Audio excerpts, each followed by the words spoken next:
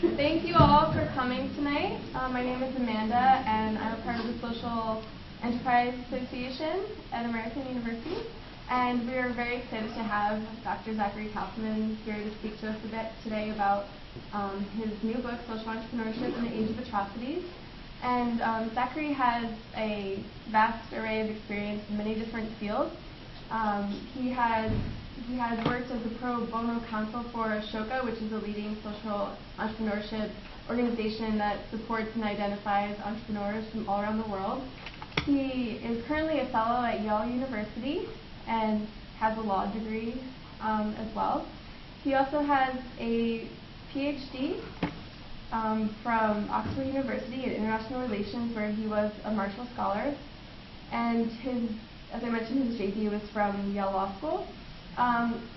He was also the founder and president and chairman of the board of directors for the American Friends of the Kigali Public Library, which is a testament to his dedication to social impact and social entrepreneurship, as it was the first public library in Rwanda. So that's pretty awesome. And he also serves on the advisory board of another fantastic social enterprise, Indigo Africa, which empowers women. And is also on the American Planning Board of Humanity in Action, and serves on the Washington Lawyers Committee of the United States Holocaust Memorial Museum. So please join me in welcoming Dr. Zachary Kaufman.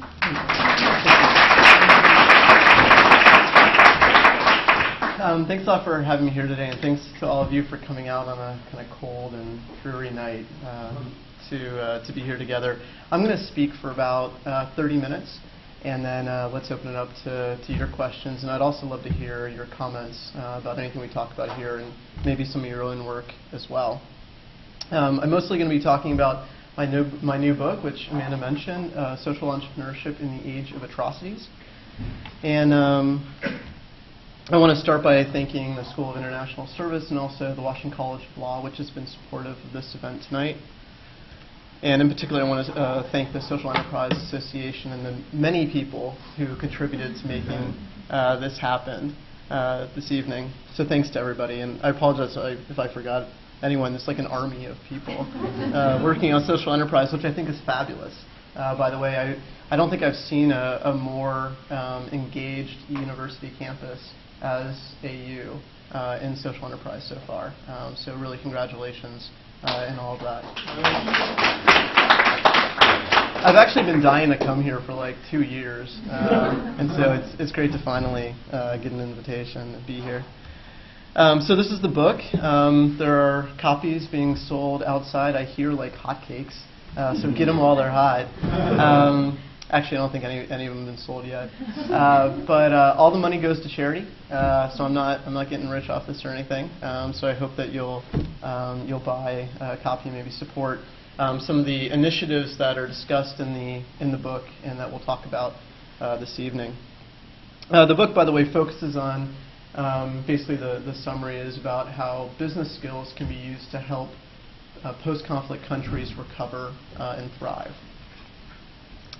And speaking of the book, I have a little puzzle for you. And the winner, by the way, is going to get a free copy of the book. Okay? So the catch is you can't cheat. So everybody promises not to cheat? Yeah.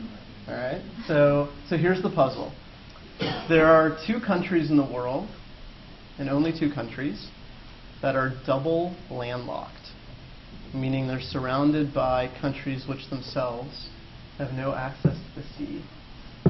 Which are they? And you have to get both of them to get the free copy. And don't check your cell phone. Did I see a hand? You want to guess? I can't remember one of them, and I think it's Kyrgyzstan or Uzbekistan, one of those 2. I remember it's one of the Central Asian countries. Uzbekistan is one. Uzbekistan is one. You have to get both, though, to get the... Or we can just cut it in half. I would guess someplace in Central Africa, but honestly I have no idea. We got one. Anybody care to guess the other one? Rwanda? Nope. Although given the subject tonight, that would be a... It is landlocked, but not double landlocked. Should we come back to it? Yeah. All right. We'll come back at the end, okay? No cheating. So are there other social entrepreneurs here? I mean, I know this association's pretty big, and I'd love to hear what you're doing after the event, so if you don't mind staying for a bit. Yeah, did you raise your hand? Yeah, but I'm also in the social enterprise program. So. Okay, that's what I mean. I mean, are there other people here who are doing it? I'd love to hear what you're doing, if you wouldn't mind hanging out for a bit. So what we'll do this evening in this kind of time is to start off by just describing and a little bit about social enterprise. I know all of you are experts, but I know that there are also some other people new to the field in the room. So just all get on the same page. And because there are actually debates in the field, even the term itself is sort of contested. There's no consensus on the definition. I'll sort of explain what the definition and what I sort of think. Then we'll launch into a case study library that Amanda had mentioned, you know, and the reason really why to focus on at least one case study is, you know, those in the practices of social entrepreneurship are difficult to generalize, and you know, in part because of a broad field. So I thought I would, you know, use at least one case study to illustrate some of the principles. I mentioned this other social enterprise special to me. It's called Indigo Africa. I'm not really doing much tonight, but I really just wanted to highlight it for you. Basically what we do is we work with collectives of men and women artisans, both Tutsi, which were the former ethnic groups, and they produce textiles. There's another merch that we then market and sell in the way Polo Ralph Lauren, Anthropology, J. Crew, Nicole Miller. If you're thinking about presents for someone for Valentine's Day, I highly recommend them. And all the money goes back into the collectives for skills training, education. So check it out if you can online at some point. Profiles. Also some of these other social enterprise, Americans for Informed Democracy, there's for Sierra Leone, and others. We won't be able to talk about them. So what exactly is entrepreneurship? The term, as has also been called other things, is called social enterprise or social innovation and social venture. And Nick Kristof even called a type of yourself foreign aid. Bill Drayton, who's in the bottom right corner, I'm sure know, is often with coining the term social enterprise 20 years ago. And I think we're very privileged to know Ashoka's global legal director, Jonathan, if you wouldn't mind raising your hand in the back, with us here tonight. So if a lawyer or just another person interested in this, I recommend speaking to Jonathan after the event about what's going on at Ashoka. So Drayton was a former manager at McKinsey & Company and then worked for the Environmental Agency. And then to found Ashoka in about 1980. Today is the premier association of leading global social entrepreneurs. And these social entrepreneurs, social enterprise itself, also have sort of others. Sometimes they're called social innovators, change agents, or change makers. Even this fun term that I heard, philanthrocapitalists. The more exciting terms, I think, for it. And so there are some sort of prominent examples in history. Susan B. Anthony is widely known as one of the early social women's rights leader. There's the environment, David Brower, the conservation, the education philosopher Mary Montessori, and these are some of the people throughout history that Ashoka cites as embodying this epitome of what it is for entrepreneurs. And so Ashoka, a following description of social entrepreneurship, is a powerful force for change in the new idea in the hands of a leading social entrepreneur. The job of a social entrepreneur is to recognize our society is stuck and to provide ways to get it unstuck. He learns what is not working and solves the problem by changing, spreading the solution, and persuading entire cities to take new leaps. Entrepreneurs are not content just to give a fish or to teach. They will not rest until they have revolutionized industry. And this sort of social entrepreneurship is usually viewed that uses business skills to pursue social goals instead of into the traditional entrepreneurial goal of financial aid. And so, for example, Pamela Hart heads up Oxford's program on enterprise. Describes a social entrepreneur as what you get when you combine Richardson and Mother Teresa, a hybrid between social value creation. The field of social entrepreneurship has become more widespread. I think it's also that definition has also similarly broadened. And so, in my view, today, social means an innovative venture, for-profit, nonprofit, or permanation, which seeks to further a social goal. And many of these may or may not focus on utilizing business skills, use at least some, such as accounting and networking, fundraising, public relations, organizational formation, and administration. And so this standard definition of social entrepreneurship overlaps with activism, philanthropy, and charity. The entrepreneurial aspect of it, that real pioneering spirit that sets entrepreneurship apart from other types of social work. Although it's been in one form or another for centuries, social entrepreneurship is a relatively new self-conscious field. In essence, the privatization and the secularization of activities that used to be considered the sole responsibility and province of government and religion. When exactly social entrepreneurship became a field, it's really pretty hard to determine. People who practice as such didn't really sort of self-identify, for lack of familiarity with the term, and also because, I mentioned, the term itself is fairly new. Visionaries might be considered the first type of social entrepreneurs. Manhattan Institute's Social Entrepreneurship, which presents annual awards to some of the leading entrepreneurs, traces the roots of this modern social entrepreneurship back to the 1850s to the 1910s in the U.S., and so they highlight individuals as modern social entrepreneurs. Robert Baden-Powell is in the top left. He is the Boy Scouts and Girl Guides. Thomas John Barnaboe, who founded Bars for the Poor Children. I think he kind of looks like the Kevin Smith from the top left. Clara Barton founded the American Red Cross. William Booth founded the Salvation Army. Corcoran the Corcoran Gallery of Art.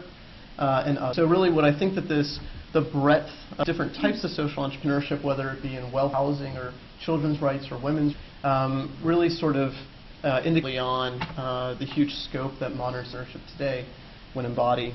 And that modern social entrepreneurship could be considered with Dr. Muhammad Yunus and of microfinance, which he developed in Bangladesh in the mid-1970s and when he founded a bank. And so he and the Grameen Bank entrepreneurship was recognized, celebrated by their joint award of the 2006 Nobel Prize. Today there are enormous organizations and foundations and institutions, publications, websites, conferences, and competitions dedicated to the field of social entrepreneurship. There are lots of wealthy and famous individuals who are also pretty in social entrepreneurship today, whether by establishing foundations or so on. But what's really interesting, by the way, I went a little wild on so I hope that you'll forgive me. Bear with me. I was having fun. Students often through clubs or organizations, including other at AU, at both the law school and here at the school, international service, so ordinary citizens have significantly increasingly engaged in social entrepreneurship in recent years. And this broadening of social entrepreneurs themselves and also social, I think, really signifies a democratization of the field. More people are getting involved, doing more things, all of which I think is incredibly exciting. And also, it used to be that a lot of social sciences were sort of hierarchical and vertical. I think also reflecting the democratization field, a lot more social enterprise is becoming horizontal and collaborative. This is not to say, of course, that social entrepreneurship is free from controversy. There are quite a few and quite serious ones. One is that we must be realistic that there are unintended consequences. I confront working in developing countries that perhaps tensions might have some problematic effects. The flip, of course, too, is that a project work on might have an unintended positive as well, which is sort of interesting. The other issue is that there are a lot of questions about social entrepreneurs, enterprises themselves. One is that some of them focus, excuse me, a little too narrow on a particular fact or agendas that suit their interests. Another, and this is quite serious, is misrepresent what they're doing in order to raise more money for other units. And then a third is concerns about methodology. In a very exciting time right now, where there's rigor coming into the field of social entrepreneurship. This is one of the things that I think is really leading the way on. And yet this is something that a lot of social enterprise from, sort of a lack of transparency or even much thought how they're doing what they're doing. And so what do we do about these kind of unintended consequences and these critiques? Well, first of all, I think that we need to acknowledge that they exist. I mean, just like any industry, flaws and problems. I mean, social enterprise, as I mentioned early on, is a fairly new self-conscious field. And so it's in its early growing pains, and we need to work towards making it more rigorous and and transparent. Forces to develop solutions that are solutions, including in the quantitative that are being developed now to try to add more of that rigor to social. And then, of course, I think that we have lots of reason to be optimistic. As Margaret Mead said, that a small group of thoughtful, committed citizens can world. Indeed, it is the only thing that ever has. And there are lots of fabulous examples throughout history, including very recently, where people, small groups have banded together to solve some significant problems. And this is, despite the potential problems, a reason for great optimism. So that brings us to Rwanda in this case study of Kigali Public Library. During my early travels to Rwanda, which was about years ago, I heard that there was no library in the entire country, and this just shocked. It was amazing to think of any country in the world that didn't have a public library, and I knew the work that I was doing, and I was focusing on the prosecution of war criminals, just catastrophic it had been that there was no access outside media, which I'll talk about again. So for this part, I want to start by talking about the role of that media and literature up to and also during the Rwanda in 1994, and then a little bit about how that then formed the inspiration, motivation, and purpose behind developing Rwanda's first public library. So immediately before and during the genocide, the media and literature in Rwanda really played a role. First, it helped incite the genocide, and I'll give you some details in a second. And then even more disturbing, or at least equally just helped orchestrate or perpetrate the genocide, which I'll also talk about a little bit. There were two main types of media involved in this one. Newspapers. The most famous called Kungura, which means wake up in Kinyarwanda, which is the local language. And then the other was the radio. Radio, television, Libre de Milkoli, which was came to be known as, and also Radio Rwanda, which was the government radio. And so Kungura, the news, printed articles, but also illustrations, cartoons, really hatred towards Tutsi. And just as a few examples, they claim that this news that Tutsi had infiltrated various sectors of society and disproportionately were represented and dominating those sectors: economics, religion.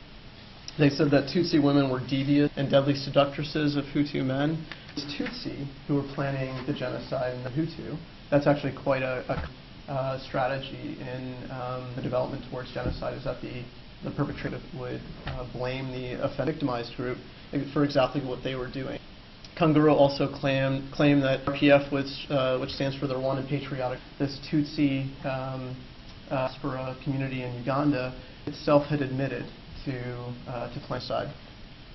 And the newspaper also claimed that the Tutsi resembled in their ideology, and that they even used them. And finally claimed that the Tutsi cannibals. So the most famous example, probably, of one of the illustrations is from around 1993 in Kangura. The gentleman on the right is named Kayibanda, and was one of the lead proponents of power. And the sort of at the top and along the side asks. The top suggests sarcastically that the Tutsi are the race of God, and then along the side asks, what should we do about this problem? And to offer an answer, there's the illustration of machete, which the prime implement used to kill during genocide. Radio was an even more effective means of incitement and execution of the genocide in 1994. The reasons were significant. First of all, in Rwanda, relatively low literacy rate. In the mid-'80s, it was around 47%. There's also been this, not only in oral culture, a tradition of passing along stories. Radios were widely owned. Government even distributed additional ones, even during the genocide, so that even more could be transmitted by radio. Radio Rwanda was effectively the mouthpiece of the. And it also brought inaccurate information, among other things, and claiming that Tutsi were planning genocide, and so they should be slaughtered.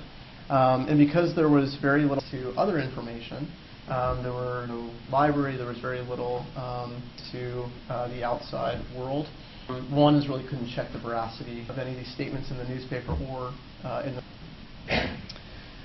Hate radio, radio, television, liberty, RTLM, broadcasted really lively and gossip and inaccurate and interviews. A lot of people listened to it. It was incredibly, and this also was part of the reason why listening to the radio. Simon Bikindi, who was one of the later defendant in genocide prosecution at the time, was an incredibly popular musician, and he did his songs on RTLM.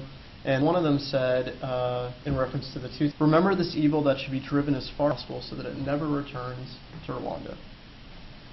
Before 1994, which was the day the genocide started, RTLM actively incited the violence. So RTLM dehumanized and demonized Tutsi. I wanted to give you an example of some of the things that they were saying on the radio. It's shocking. These are quotes. "They, the Tutsi, look hideous with their bushy hairs that are full of fleas. They look like animals. Actually, they are animals. The Tutsi cockroaches are bloodthirsty. They dissect their victims, extracting their vital heart, liver, and stomach. They are main cockroaches. The Tutsi are ferocious beasts, the most vicious of hyenas, more cunning than the rhino. The Tutsi have always been evil. They may smile and wink, but they will children away. We can't let Tutsi attack our country.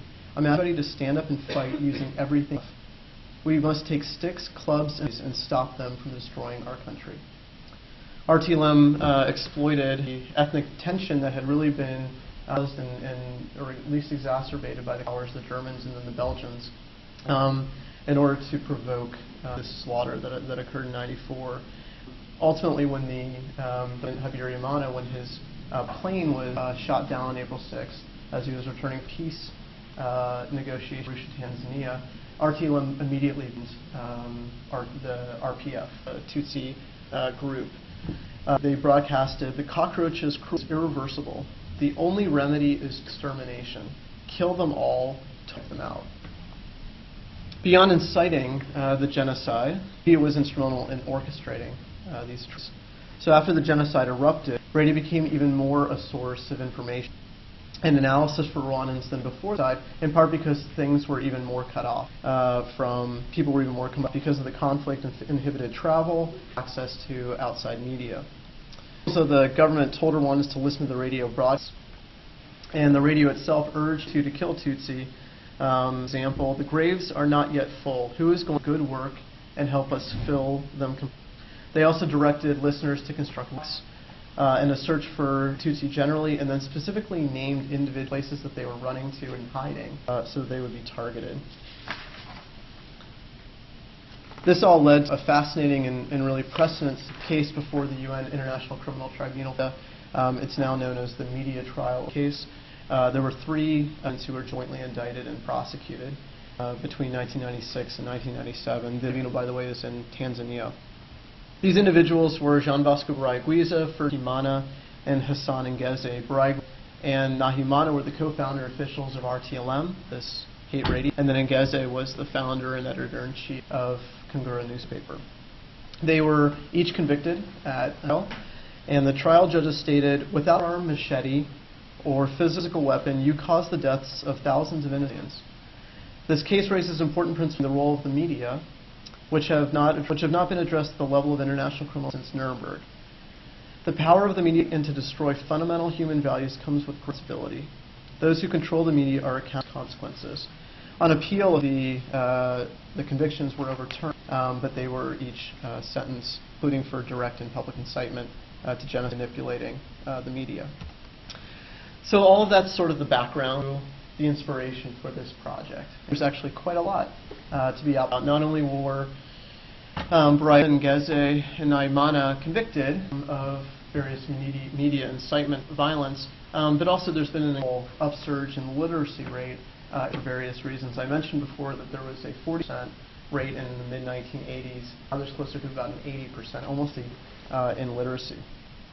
And I think that we have hope is that there's an out library in Rwanda. I started working on it in 2001. It took over 10 years. We finally opened it this past in an inaugural ceremony. This is a picture from the children's room inside the now functional library in Kigali, by the way, is the capital of Rwanda. They're really more than just buildings. I've avoided this inscription over the door of the library at Thebes in ancient Greece, which said we're medicine of the soul. And so even 2,000 people really understood just how reading and literature, the development of a healthy democracy. Andrew Carnegie, who's credited as being the founder of the modern free public, said, "There is not such a cradle of purity upon the earth as the free public library. This letters where neither rank, office, nor wealth receives consideration, where all men are equal." Our purpose here, especially in a city that had such atrocious and violent ethnic conflict, was to make this institution accessible and free to everyone, regardless of what group they may have come from. The library include specialized literature, but it also has sections on business, bringing, we hope, to the development of business skills. In addition, we have sections on Rwandan literature and culture, and given the problematic past of division in the country, we hope helps to build a common national identity. The real focus in many ways is children in the library. I'll show you in a minute a little bit of the facilities. Given, of course, that children of this country, this should really be our priority. We knew from very early on that, especially children, there was a really young Rwandan boy who was about 12 who came into our office in Kigali, and he one Rwandan franc, which is about a tenth, and he said to help build my public library. This is the architectural plans were for the rendering in around 2001 when we were just starting and really know what we were doing. Let me show you a little bit about sort of progressed to look like over time. This nation being built. We're starting to see the frame take shape. Rwanda's climate is such that you can year round, and also as you raise more money, sort of build in stages. So this what sort of took several years. This is now the full of the library. So hopefully it starts a little bit like the architectural rendering the first year. This is the library looks like today. This is on the left-hand side with one laptop per child, which is now distributed something like 300 laptops in all throughout. They've got sort of a room to them, and it's in the sort of the wing right there. Another side view of the walking in. This is looking out, and the building that you can sort of see in the background is the U.S. Embassy. We are right across from them. Their view is to look at us. Early on, unfortunately, they weren't a donor. Now they have an American corner of the which is fabulous. They brought in many more books, also running like SAT classes in there and doing lots of other stuff, which is fabulous. There's also a French corner from the French. This is what the lobby looks like. There are reference computers in front of the elevator shaft, periodical stands across from them. A lot of people in the genocide were severely injured, and so we were really sensitive to the idea that this needed to be fully accessible to everybody. That's the elevator.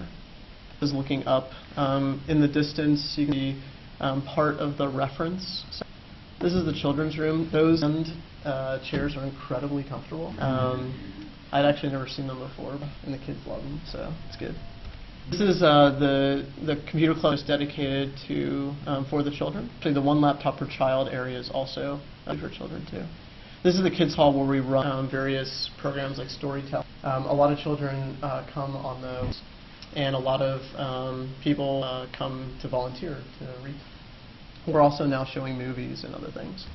This is the main computer cluster, 35 terminals. The entire area is also wireless. So between one laptop per child, the American corner and the French corner, the kids cluster, I think there's now 100 computers in the library. This is the nonfiction section. This is the atrium looking down. This is the main reading hall. I think it's got a really beautiful view in the background. This is the rooftop cafe. We didn't realize how popular and so it turns out people reserve it now for events, which is great. Now a revenue stream for us. We also decided after that people really loved it, to build exterior staircase so that it can still be open after business hours for the library itself. These were months ago before we finished, and that all of this now is filled out in operation. This is the fiction area, part of the fiction area. If you're Harry Potter, you can probably spot this book. This is more fiction. Most of the library is quiet, and so we've got dedicated meeting rooms to come to discuss. We have a young adults section as well. This is the atrium back up to the main floor. We've got a few of these meetings. This is a multi-purpose meeting room that can about 60 people. This is this interesting sort of interior bridge over to the reference, and this is that reference area.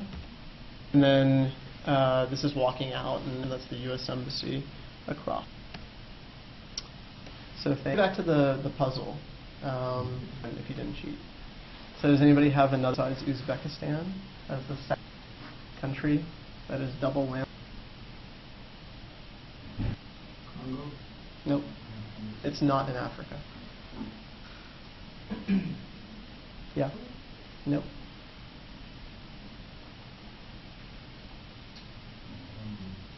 Not Uzbekistan or No, it's not. It's not lands. Bhutan? I used to live, by the way, at Bhutan. It was my clip in grad school. So again, I hate No. Give up? Gonna give out? No one's gonna get the book? I guess it's more of you will have to buy it. All right. So nobody else? What's that? Maybe more geography classes. It's Liechtenstein. Okay. Questions, comments?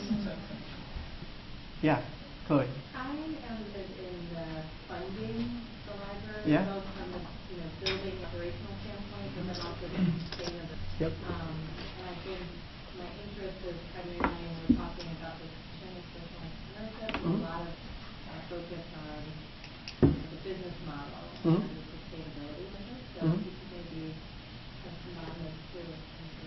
Sure. I might start by saying that a more narrow and I think definition of social entrepreneurship would even consider social entrepreneurship. Some of the other that are profiled in the book meet that more traditional definition, and I kind of have kind of a broader, let me start by saying a little bit about the funding, then how that's kind of changed over time. So we started this about 6 years after the genocide stopped, and many people were skeptical that Rwanda was sufficiently stable to build some sort of new civic institution as the ambitious one. At that, one that was being led by society and not by a governmental organization or by the United Nations or something. And so the several years were really slow going and incredibly frustrating. And then we finally sort of reached this point. It took about 3 years.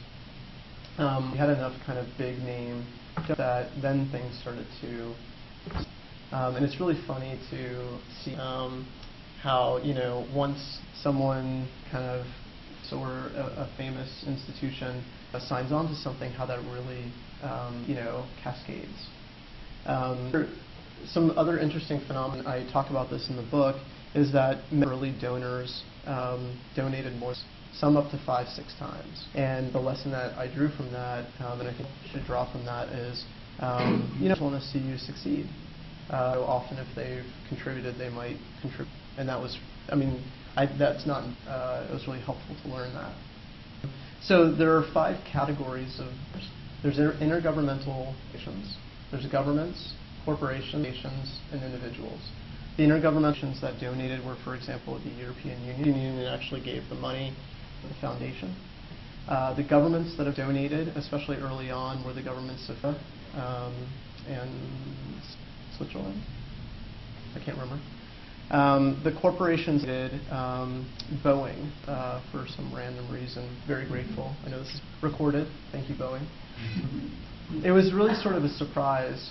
I would sort of categorize these into those donors that have an obvious connection to Rwanda or to genocide literature, and those that don't. It was just kind of surprising. So, when you're fundraising, go for the obvious or the connected targets. And we did that early on. I mean, we had sort of phases in which we would hit various of these categories. Governments that might be related. And I mentioned that Belgium, for example, had been a country in Germany as well. And so, those are you would probably want to reach out to early. Boeing has no clear, at least not to me, connection. Neither, by the way, does the corporation, and yet they were an incredibly generous funder. Some of the foundations that donated are not surprising. The Fossey Gorilla Fund International. If you ever have been to Rwanda, or if you chance, I highly recommend going to see the silver gorillas. They're spectacular, and it's really the Verdens is one of the only places in the world you can see their habitat. And Diane Fossey actually quite literally gave her life helping to conserve them. So as part of the purpose of the library is to teach about conservation, make environmental literature also accessible to the public. The Diane Fossey Gorilla Fund did have a real connection. And we've also had others who donate, also probably for environmental reasons. And then individuals who worked or have some sort of connection to Rwanda did so incredibly generously. I mentioned that one revenue stream is the cafe. That's enough to sustain the library. The owners of the library, although this initially is the government itself, Rwanda. They obviously have a very clear interest in seed. In fact, they've sort of that beyond. They've embraced this institution as kind of the cornerstone of what is an ambitious public proliferation throughout the country. The Rwanda Library Services. The KPL, the Kigali Public Library, is now the end of that, and so the government of Rwanda has given us amount of money, and they've pledged to continue. So while it is not a business that is sustaining, and therefore perhaps does not claim from sections as a social enterprise, if you take sort of the broader view, something that was innovative at least for this, and used various business skills for a socially beneficial cause, at least it might qualify in that. Tell us the story of the book. How did you decide together, and Sure. how did you decide who would be included? Thanks. So I really have much to read when I was starting this. I was in my early 20s, just gotten out of college, and I was working for the U.S. government and working on war crimes issues when I began traveling to Rwanda. And it just seemed like such an odd thing to do was to build this library again, given the say I offered about how media had really been a contributor to the genocide. So not really having much to read, I'm sure I and my colleagues had a ton of mistakes, and maybe that's part of the reason it took so long, maybe 10 years. This is probably part of the story. And all throughout, and actually pretty much in everything I do, it's whenever I'm traveling or doing or whatever. And I other people in this sort of enterprise space, although actually at the time wasn't the term, who were operating in the role and doing similar things, not necessarily but working with orphans or with women's rights or whatever. And we all had sort of similar things about, how do you attract funding, how do people locally, how do you partner, first of all, find and partner with indigenous organizations, how do you make your project as sustainable, if not sustaining, then at least sustainable and safe. How do you make it environmentally friendly, and so forth. And so we began sort of, including the counterintuitive ones, or at least the intuitive ones, like donors will often donate repeatedly. And others, like sometimes, and this was a difficult lesson to learn, sometimes you need to fire volunteers. I thought sort of coming to this that, all volunteers, we should be grateful for any help that we can. And in the early years, all we remained grateful for everybody. We found quite a lot of people, and it takes a lot of time to kind of ramp up, to get on the same page, to train them. And it further turned out that some people went for sort of mixed motives. Maybe they had a significant other who was interested, and sort of for that reason. But then when the relationship soured, also left. Maybe they were doing it for other kind of reasons, or maybe they just weren't that good. And so then the lesson that we learned from that was that we had to be a little more about even the free labor, that we received. Another sort of counter thing, or at least was that it turns out it's actually quite easy. So there are You sort of say you're building a library, and they're like, oh, I've got like a boxes of books in my attic. But what they don't tell you is the quantity, quality, or the type. And first, a public library only needs 3 copies of anything. And you want them to be in good condition. I mean, you want it to look good, you want it to be inviting, you want it to be welcoming, you want it to be not missing pages and stuff. But it turns out aren't willing to, they're willing to give you the books. Another problem coordinating the shipment, as I mentioned, Rwanda is landlocked.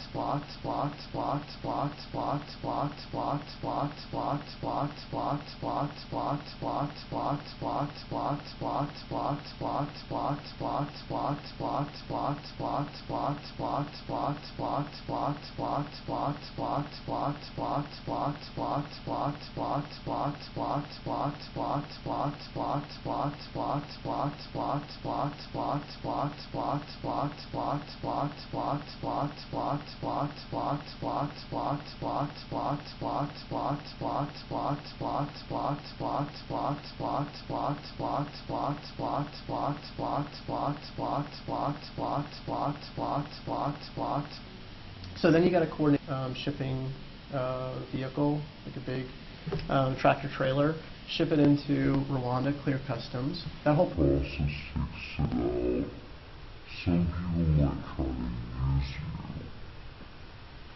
So I had an offer from a publisher. This is shocking. One of the big publishers, which offered to give me $10,000. Great, that's amazing. Didn't offer to ship them, but still, that's really helpful. That's great. So we would have to ship it, which of course costs a lot of money and time. So just sort of on a whim, I said, what are these books? Can you give me an inventory? And so the guy's like, yeah, sure, that's great. No problem. I'll get back to you tomorrow. And so sent me a one-page letter, which included the titles of only 7 books, thousands and thousands of times over. And these, some of them were highly advanced, incredibly outdated inorganic chemistry. And so it turned out, the conclusion can easily be made that this was, they were trying to use this as a tax dump, which is awful. And I told the guy I was pretty disappointed and upset. And he's like, well, I thought we were, you need books. I was like, really? Is that really what you thought? We needed highly advanced, very outdated inorganic chemistry. That's what we needed. So going through this process, this is a long way of just sort of saying that there was a lot that we learned, and I learned, and others learned, and we, it made sense that we'd want to share this. And so in the process of working on this, I started talking to other people who were kind of doing some similar things, especially in post-conflict areas, as that's a particular context that requires a certain approach. And it has certain challenges that are different than if you were to do a social enterprise, for example, here in Washington. There's some similarities, but there are some crucial differences. And so, a few years into it, I said to these new colleagues that I had made, why don't we just all kind of write it down? People, we all lamented the fact that there's nothing for us to read. Why don't we leave something, something that we can share? And so that was the inspiration for the book. And the way that I found them was really just kind of working in the space. A lot of these folks were also classmates of mine in grad school and law school, and we kind of, found each other because of our mutual interests. Yeah. Were some of the funders concerned what would happen next, going back to the sustainability question? We'll build this great building if we get there, and then what's going to happen next? Like, what are the next steps? And then, are you or anybody else in the board concerned about the involvement of the government in the funding, given the history that you just told us? Yeah. So I'll start with the first one. People were really concerned. As I mentioned, it started just 6-7 years after the genocide, and part of the reason that we didn't get any funding or very little in the beginning was because people were so concerned. Some people even took it to really inappropriate level of making jokes about it. If you build a library, what are Rwandans going to do with it? Are they going to bash each other with the books and kill each other, or paper cut each other to death? Which was very difficult to hear.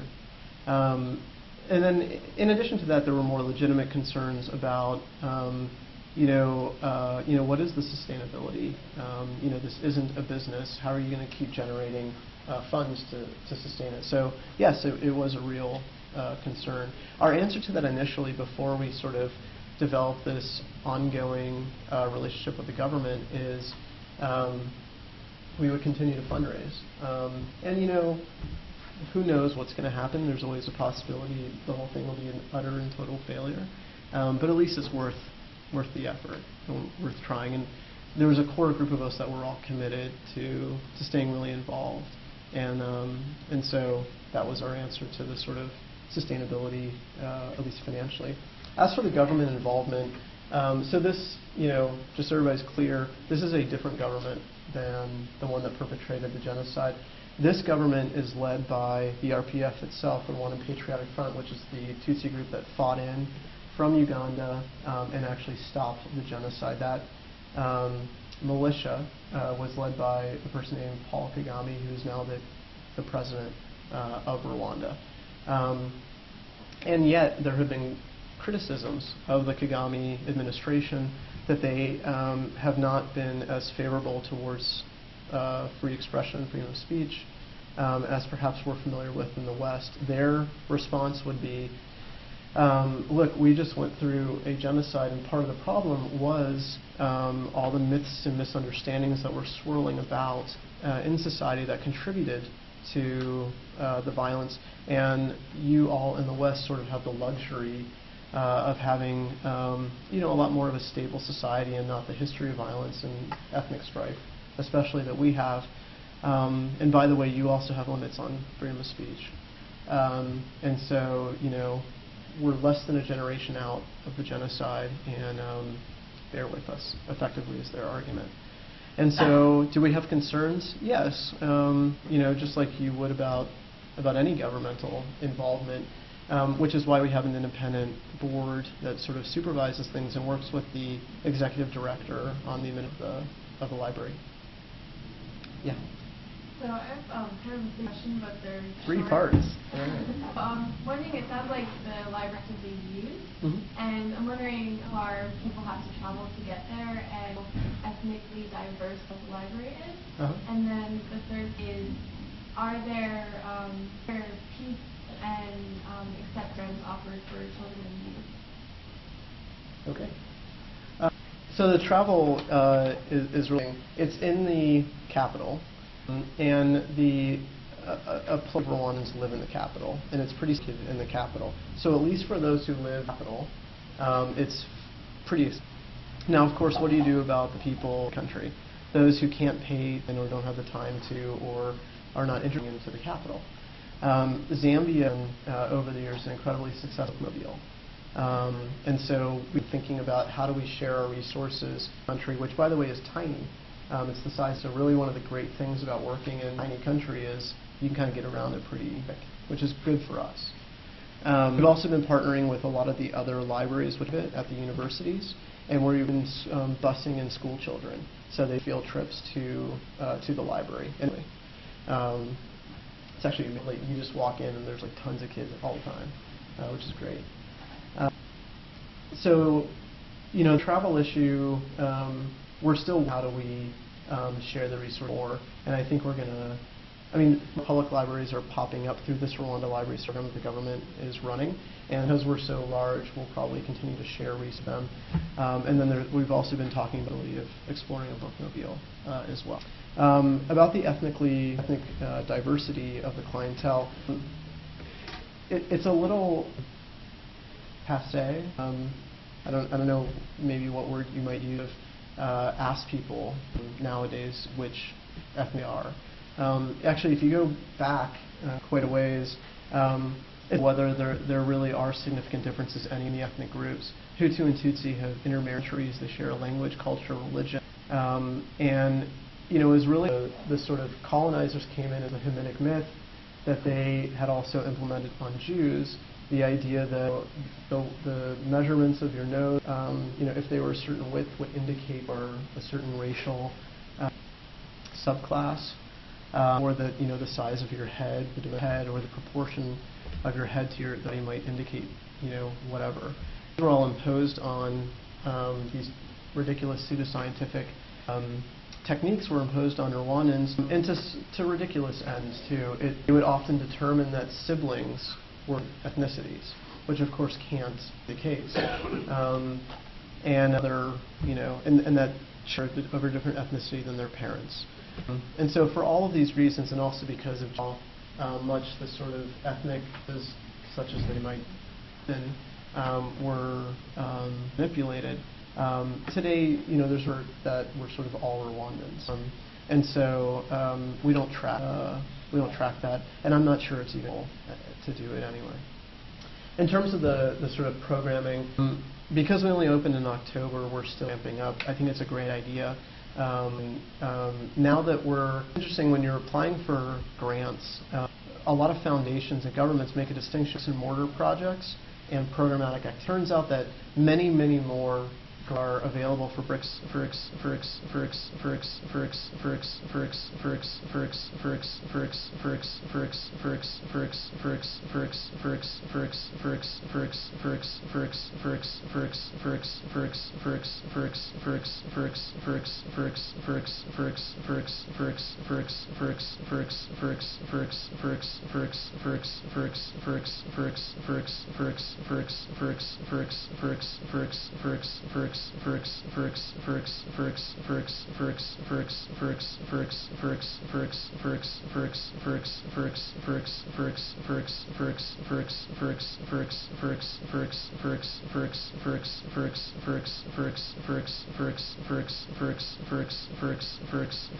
programmatic activities, bricks and mortar.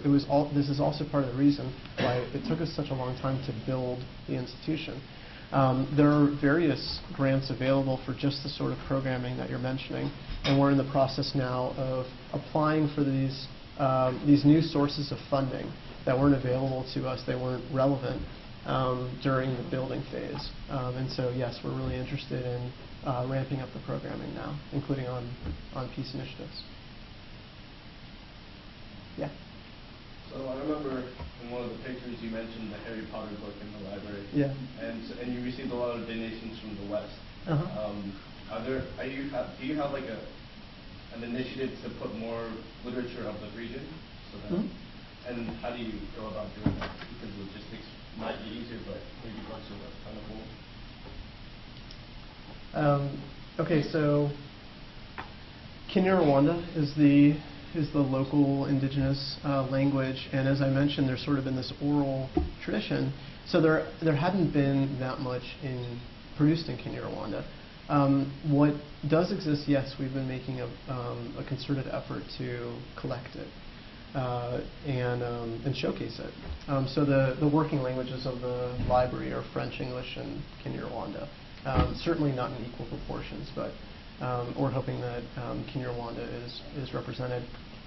A new pet project that I've been working on is to develop a prize, an annual prize for the best works of fiction and nonfiction in Kinyarwanda. The idea being that if you celebrate literature, just like there are lots of literature prizes throughout the world, maybe that would help encourage more production of it.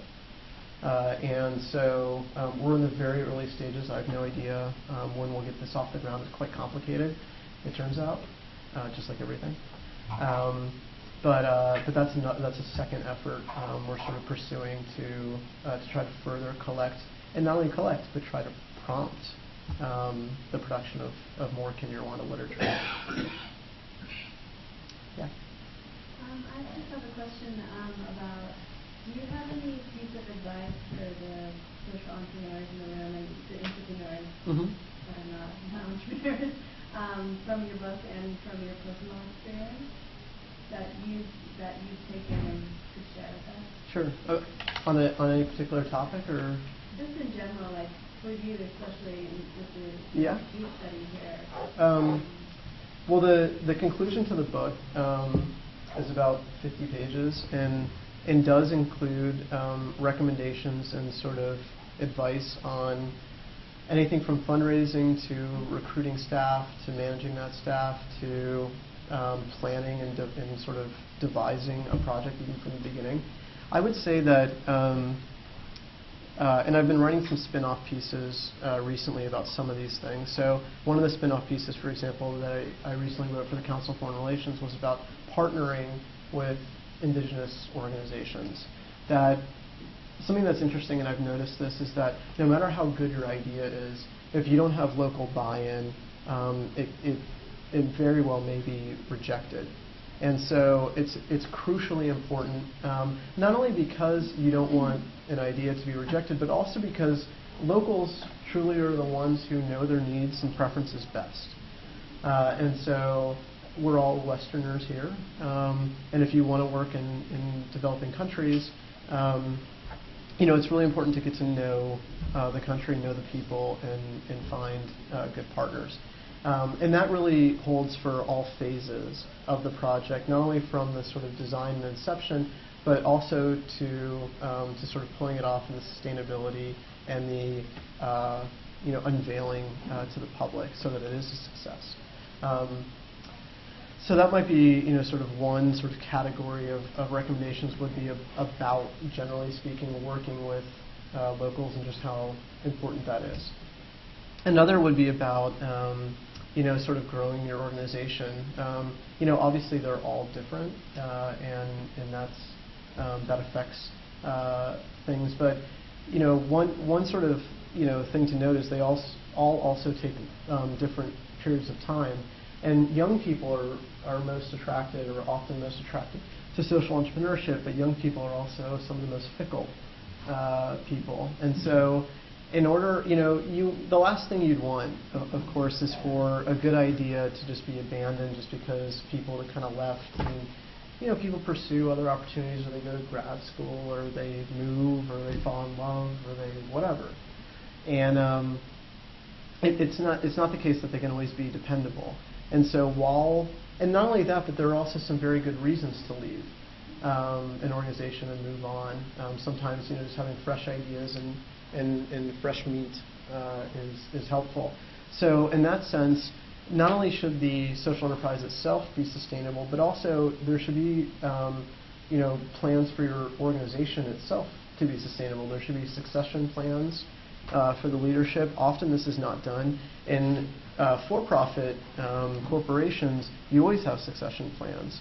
And this is part of, I think, making social enterprises, including those that are for-profit, but especially those that are non-for-profit, much more rigorous. And it is that you need to basically treat it more like a corporation, more like an efficient corporation, including succession plans, and also, as I mentioned before, even if they're non-paid. We wasted a tremendous amount of time on dealing with unpaid voluntary employees weren't that helpful in many ways were a drain. They're employees and should be as such with all due gratitude volunteering. There's lost so much. If you have sort of topics, I'd be happy to speak to it. Or, I'd recommend checking out yeah. You, gentlemen. Could you speak a little bit? The book itself is kind of a social enterprise product. I'm glad you recognize that. I mentioned that in the book. How you decided who the profits would go to, and two, it's interesting because on the one hand you have information for other entrepreneurs, also giving the profits. How do you value when setting a price point on something like that? Point of the book? Yeah, like do you have any control of that when it's kind of your profit but then giving it away? How do you use that? Okay, so the cost of the book is entirely set better, unfortunately. Interestingly, if you tell a book publisher, this is a book, and also for my first book, I gave all the money as well. If you tell the publisher that you'll usually increase the percentage, at least in my two experiences, of the money that you get, you then of course pay it forward. But it's actually sort of interesting to know that because more out of the price. So unfortunately, the price is entirely set. Publisher, and actually in some ways I've been a little bit the paperback $5, I can't lower that at all. The hardback is $150, and the electronic, which my publisher refuses to sell on Amazon, and only does through because they don't like the terms of Amazon's electronic. The book itself in paperback is available through Amazon, but not the electronic version. That I think is like 30 or so. That's just really, really high, right? With my first book, it was a different publisher. That one was Corsi Press. They're a little more global. They have African publisher partners, and so they did agree to sell a reduced version to local publishers in Africa. This publisher doesn't do that. In terms of who chose to be the beneficiaries, simple. Half of the money is evenly distributed amongst the enterprises that are profiled in the book, at least those that continue to operate. The foreword was written by Bill Drayton, the head of Ashoka, who gets a portion. The afterwards was written by Cheryl Dorsey, the head of Echo, so Echo and Green gets a portion. And 8 profiled social enterprises, 6 of them to operate, so that's the others. The other half of the profits go to an and her name is Artemis Crystal. She was my classmate in college and had stayed on to do a PhD in comparative literature. She took a leave of absence to go to work on one of the social enterprises profiled in the book called the National Vision for Sierra Leone. It was an offshoot of the Truth and Reconciliation Commission. While scouting exhibit site for the National Vision, she got into a massive accident, went through the windshield, wasn't wearing her seatbelt, hit a concrete barrier with her head. Jonathan, next Thursday, come back to Yale for the first time in 8 years. She suffered head injury, medevaced to Freetown, Sierra Leone, and then medevaced further because they couldn't take care of her to France, fell into a coma and some damage. She's now severely impaired, and her family has virtually gone bankrupt on paying for her medical costs. Decided that as the inspiration for doing the project, dedicated the book to her too. She a recipient, and so those are all the beneficiaries. Yeah. Some of us are currently in a class in a bunch of sororities taking a course on social innovation, where we're studying about qualities that are necessary to lead change. So I was wondering if you could sort of speak to what are the attributes, skills that are most necessary for leading the effort, and if you think that there's anything that's more specific to social entrepreneurship as opposed to something like for-profit world. Sure. Great questions.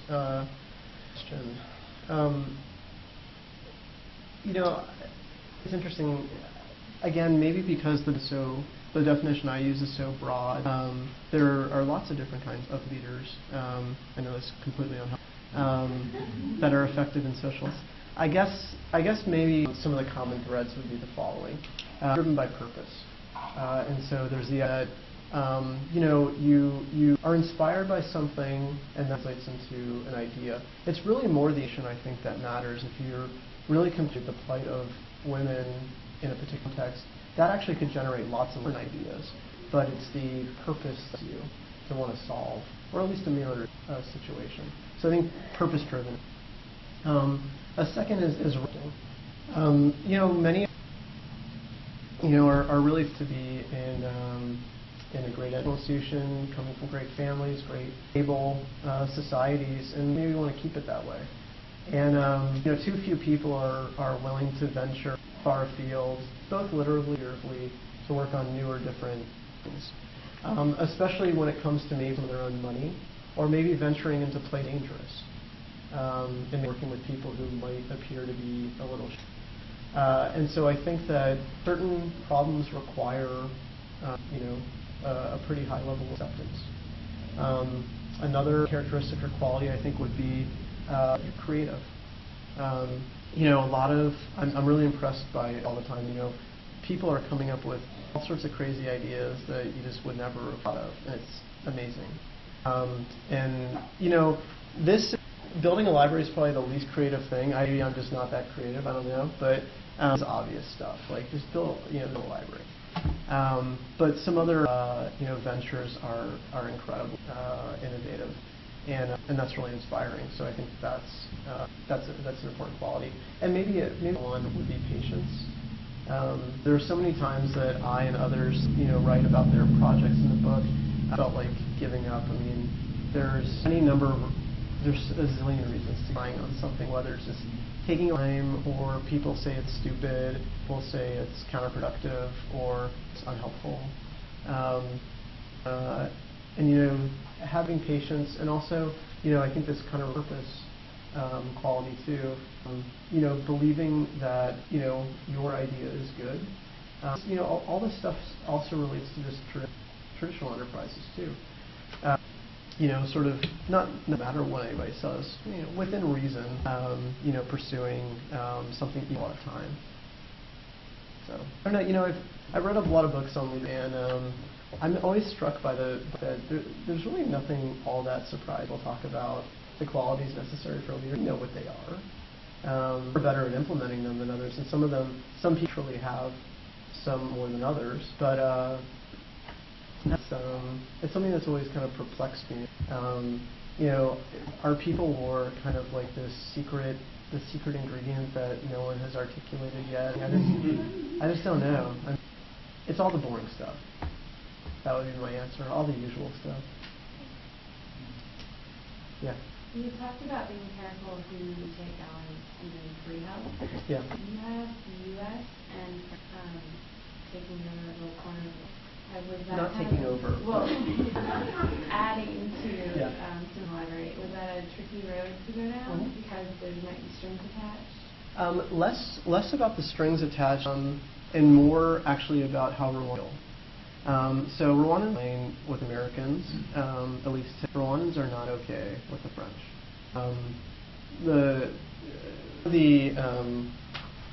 One of the sort of like worst allegations against the West from immediately before and during the genocide, the French helped to arm the Hutu militia, which is Interahamwe. And the reason why they did that, and a colleague wrote, Cambridge University wrote a book about it called Accomplice, which is excellent and encouraging. The reason why perhaps it was because the Hutu are Francophone largely, and the Tutsi are largely Anglophone. And in the 70s, 80s, 90s, when France was losing a lot of its imperial power in Africa as colonization proceeded, the allegation continues that they wanted to hold on in various of Africa. And so it was widely the Francophone were battling with the Anglophone too, and the French wanted to see the Francophone group win. So there is a double amount of resentment continuing to against the French, and again really of allegations about arming and these militia forces that and further allegations at the front all along, what they were and what they were doing. And so that's a sensitive issue, is to, work with partners who they may not be mostly accepted in the local society, but things have gotten better, and also things have gotten. One measure, by the way, of just how much Rwandans hate the French is Rwanda is the second country ever that was not a Commonwealth, a former British colony in the British Commonwealth. It voluntarily wanted to do so just in the past few years. Some of it made economic because all of its neighboring countries like Uganda and Kenya are in. And so for trading purposes, it makes sense that we speak English. But it was also in part just to further themselves from the Francophone sphere. So that has a diplomatic, a sensitive issue that diplomatically wrestle through. In the back. Academia, what do you think is, or what do you think the role should be for universities? Yeah. Great question. And John and I have talked about this a little bit. Also coming out about this probably next month in Law for Change. I don't even know where to start. I'm so excited about it. In part because, as I mentioned before, the field is really self-consciously made. This is precisely the most time to be, I think, an academic social enterprise. You can help develop the field, develop methodologies. The love of being an academic, which is why I chose this very month to become a full, is that you have the time to really drill down into the issues and to spend on methodologies through research. And so, again, I don't even know where to start. Let's take law schools. I'm a lawyer. What can you do in academia? You can set up clinics. Georgetown is now going to have, I think, social enterprise legal clinic. Is that correct? In the country. So even as a student, not yet as a grad, be able through academia to work on social enterprise. There are courses pop all over the place in law schools. I mean, schools traditionally had courses on social entrepreneurship, but we see them now in international service. So we're seeing them in international affairs. I've been teaching at GW for the last couple of years. Various social enterprise courses. We see them also at the undergraduate level. It has relationships with universities throughout the country and partnering and helping support the development of curriculum. And then, as a professor, you can, in many ways, innovate. You can be, maybe this is taking the definition, that maybe you can be a social entrepreneur on social entrepreneurship. I don't know. There's so much you could do. You could build these clinics. Sort of other sort of partnerships, and then you can do your own research. I have a piece coming out February 4th about this big piece on crowd. And so the Jobs Act in April was passed by President Obama. It has in Title III, there's a provision on crowdfunding, and that is a pretty exciting way that enterprises and small businesses will be able to raise, not just through collecting donations, but also offering, this is new. And it is, maybe it requires academics to really kind of what that will mean. Different ways that those might be fashioned, because the Security and Exchange Commission has not yet completed. So academics have been helpful in suggesting what that might look like. I think actually it's pretty, and because of the time we find ourselves in, it being so early in the development of it, again, I think it's the best time to be an academic. I think we're really fortunate, students and faculty, just right now, so that we can contribute to the growth of the field. Any other questions? Yeah. Well, congratulations on the project. But yeah. Not sure. You mean in terms of social enterprises themselves, projects? So, you build a library and everybody's a library guy. So I've been asked to build big library for Palestinians. So it would be like the Palestinian National Library. I've also been asked to help a big national library for the brain. Haven't decided yet whether to sort of do that, but I might.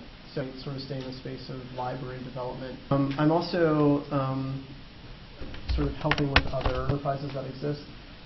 It was mentioned before that I serve the board of Indigo Africa, that sort of produces scarves and other sort of trees and home decor products in the West. I love the organization, people I work with through it, and that's something I've been spending time on.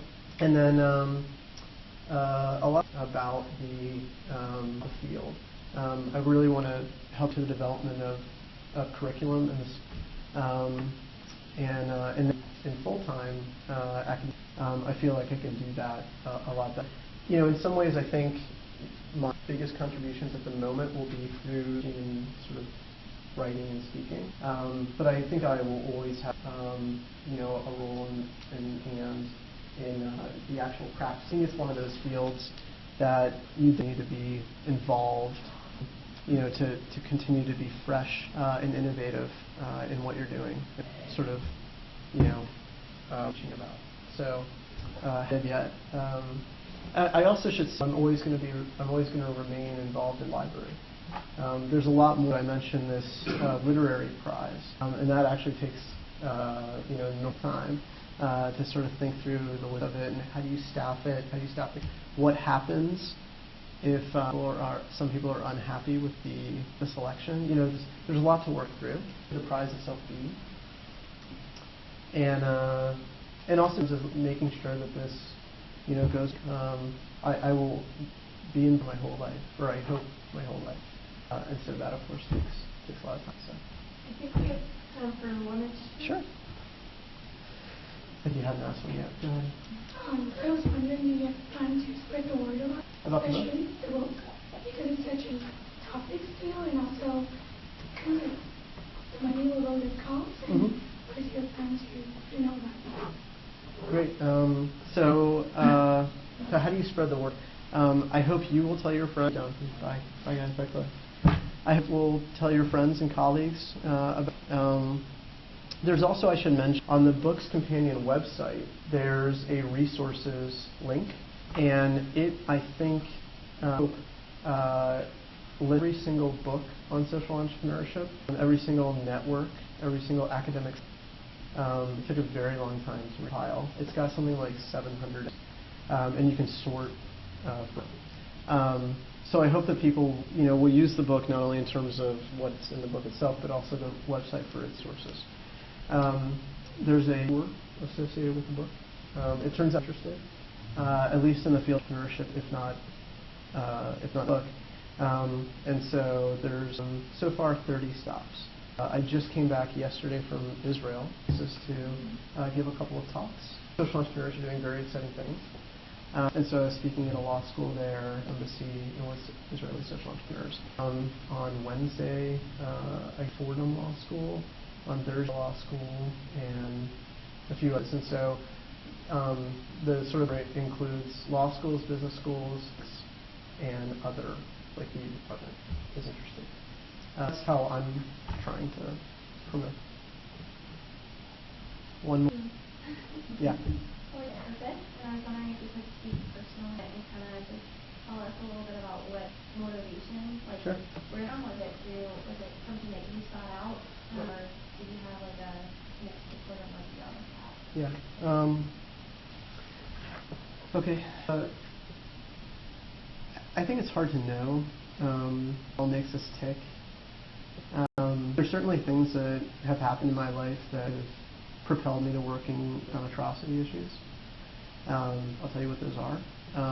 I'm not sure that that's why I work on this. I think it is. I don't know. I'm not a psychiatrist or whatever, but I'm Jewish. A lot of my relatives perished. And I grew up in a part of the country that has like 0 Jews. I'm outside of a mid-sized town. And you know, a lot of people I knew, you know, thought that that killed Christ and blamed me personally. Some people spat on me and hit me. When I was 2, somebody picked me up over and smashed my head into this stone so hard that my head bled pretty badly. And stuff happened. I had a bar mitzvah, and a lot of my friends were on his. Their parents said we were going to sacrifice and that we wore yarmulkes to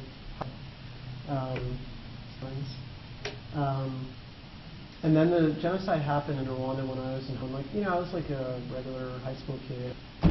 I was a wrestler in high school, hanging out with my girlfriend and stuff. And didn't pay much of the news, but that really affected me. It seemed like, my family and others, other Jews had suffered was very similar, but Rwandans had suffered. The same complaints of nobody helped. And I didn't do anything that didn't do much in college except for start to study. That I then kind of felt like it actually should be Jew, should help or the most, or some combination. There are other genocides. And so that's how I got interested, I think, in atrocious crimes against humanity. And then that led to first job, and then that led to me being in Rwanda if there wasn't a library. And then also, pretty geeky guy, so I spent a lot of time in libraries. I like libraries. They're great. They're sanctuaries as well as playgrounds. It just seemed like a no-brainer to me. Thank you so much for tonight and sharing your insights. I enjoyed it. So, thank you.